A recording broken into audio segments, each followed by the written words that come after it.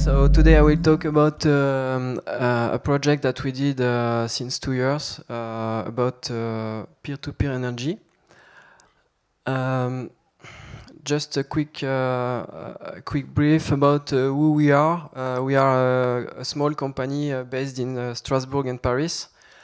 We are about 50 or 20 engineers specialized in blockchain and middleware. So we work on this kind of technologies, different blockchain technologies, and historically on J2E, Java and J2E application servers and frameworks. So today I'm going to talk about specifically about Hyperledger. So as it was said before, blockchain applications concern many sectors, can be applied to many sectors.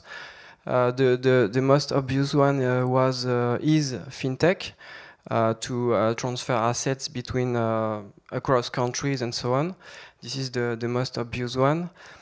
And we have seen also recently insurance trading. And today I'm going to talk about energy trading, so how people can trade energies. And there are also many use cases around IP, intellectual property, land registry, and notarization in general.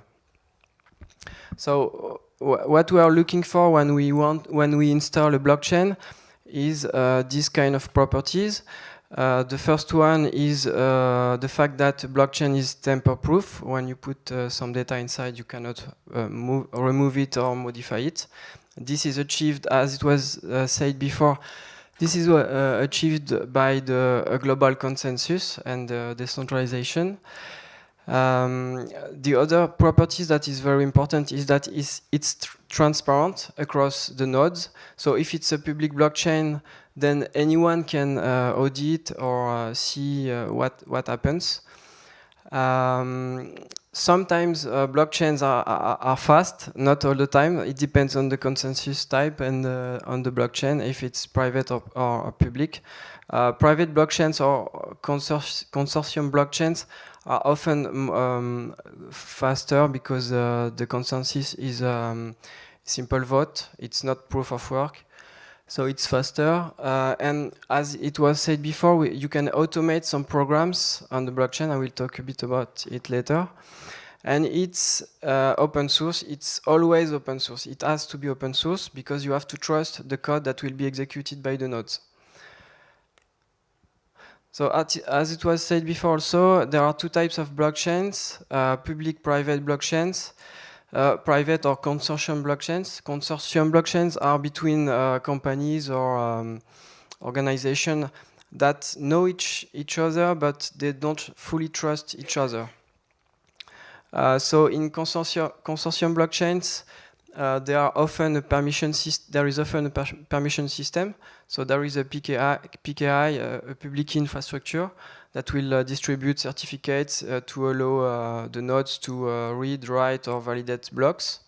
So for example, in consortium blockchains, you have Hyperledger Fabric, Hyperledger Bureau, or JP Morgan Quorum. These are some sample technologies. So most of the blockchains provide what we call smart contracts. It's simply a small program that you can deploy in the blockchain. What does it mean? It means that you deploy the program in a specific block of the blockchain. The program is then recorded in the blockchain and cannot be changed afterwards. And when it's deployed, you can call some functions on this program. And you can automate some actions. So you can say, if such event happens, then do some action. So for instance, the most obvious one is for insurance. If the train is delayed or the flight is delayed, you can refund the passenger, or you can apply some refund. In the case that I will present, the smart contract is used to balance energy between participants. So this is an example of a smart contract using the Ethereum blockchain. It's a specific language which is designed specifically for the blockchain. It's a deterministic language because all the nodes have to agree on the output of this program. So when you call a smart contract, you call a specific, you send a transaction to one of the nodes of the blockchain, and this node will execute this function that you call, and it will broadcast the result to the other nodes. And if they agree, if they execute the same program in the same way and get the same output, then they will agree and the consensus will be done, and the state will be changed and recorded to the blockchain. So this is a smart contract in the Solidity language. So now about our project. Last year last year and since 2006 actually, there was a new law called the self-consumption law in France that authorized anyone to sell, to produce energy at home and to sell it to your neighbor. You can sell it. It was forbidden before that law. So now you can sell electricity to your neighbors. And the question is, how do we, because this will make new transaction between participants. So you will have to manipulate energy transactions. So you will have to manipulate money. So you have to certify everything that happens on the network. So one way to do that, to certify the transaction, is to use a blockchain. So what we implemented is this architecture where you have smart meters. You have meters. Some meters on the left and on the right are production meters. They count how much electricity has been produced by the solar panels. And in the center, you have consumption meters that you can have at home.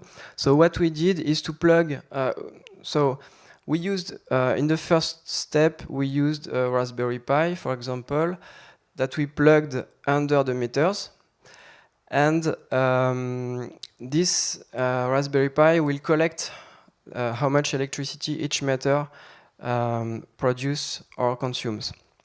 And each 10 minutes, all the meters will send this data to a blockchain that is hosted in a cloud. So we have many nodes in a cloud. So this was Amazon, but it can be any cloud.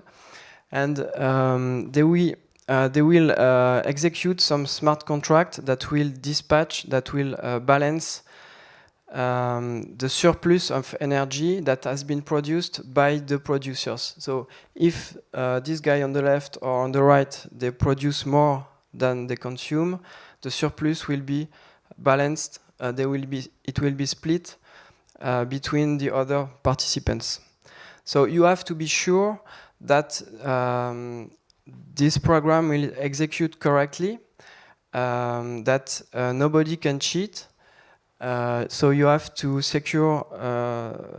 have secure hardware, you have to have secure transaction, secure network, and you have to have enough nodes in the cloud to be sure that the consensus is reached, but in a fair way. So you have to have enough nodes. So you have only 3 nodes on the diagram, but there should be more nodes.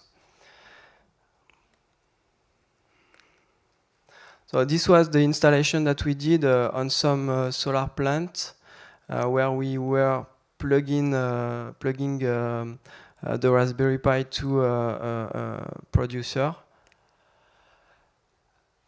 So what I will talk about now about what we needed for this project specifically, what kind of technical functionalities we needed. So we needed a blockchain that uses low energy. So we couldn't have used proof of work blockchains like Bitcoin, Ethereum, and so on, because it was too much energy consuming because of mining. We needed also a low traffic between the nodes, because some of the nodes are connected using 3G or 4G, like the previous one that on the photo. And we need a blockchain that has high throughput, because in some operations there could be many neighbors in the neighborhood. We needed a blockchain where you can implement smart contracts, where you can calculate how much electricity is distributed to the participant, and like clients that will run on this kind of nodes, IoT nodes. And we needed also a permission blockchain, because we thought that perimeter security was not enough for us. So we used Hyperledger Fabric. Hyperledger, it's an open source project that is supported by the Hyperledger Consortium, which is a big consortium in the blockchain community. We started in 2016 with the pre-alpha version, so it was a bit buggy. Right before it was a bit buggy, but right now it's really better. It's version 1.1. It's a high throughput because it's a private consortium blockchain. So there is a vote. It's only a vote between the nodes. There is no mining, and it's low energy. Hyperledger uses Docker for containerization. So if you install it, it's automatically containerized. There are some tools that you can use with Hyperledger, like Cello to deploy easily the nodes, or like the Blockchain Explorer. And there is a certificate authority, because you have to this certificate authority will distribute certificates to the nodes to make them able to read, write, or validate transactions. And there is also there are also some blockchain as a service blockchain as a service platforms that are now running. So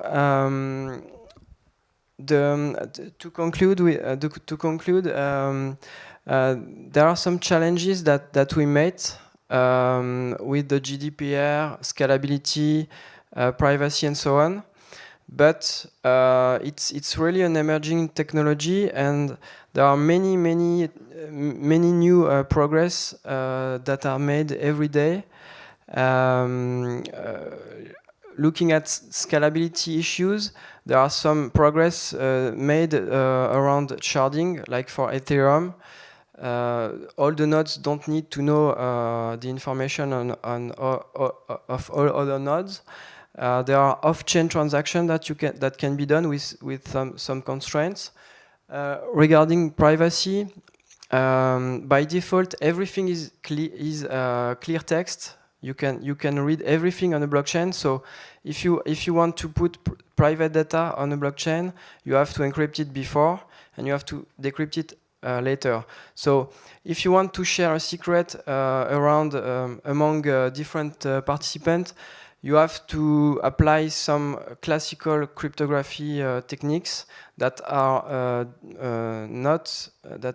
separate from blockchain, but you have to do it on the other side.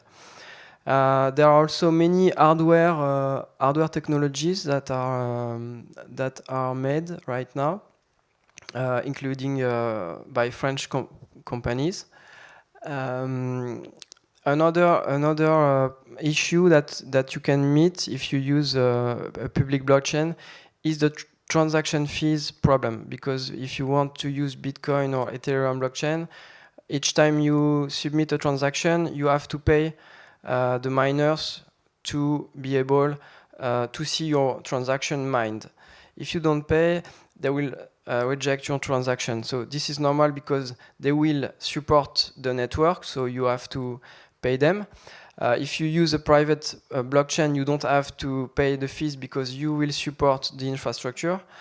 But now there are new public blockchains that are free or almost free, like Stellar, EOS, or DAG-based decentralized ledger technologies. Another issue is the fact that when you deploy a smart contract, it's deployed forever and you cannot change it. So if there are some transactions, if some transactions happened on this contract, this contract cannot be changed afterwards. So you have to be sure that the contract has no bug. So there are some languages that allow formal verification before you deploy the contract. And there are also different tools that are being built right now. And that's it for my presentation. Thank you.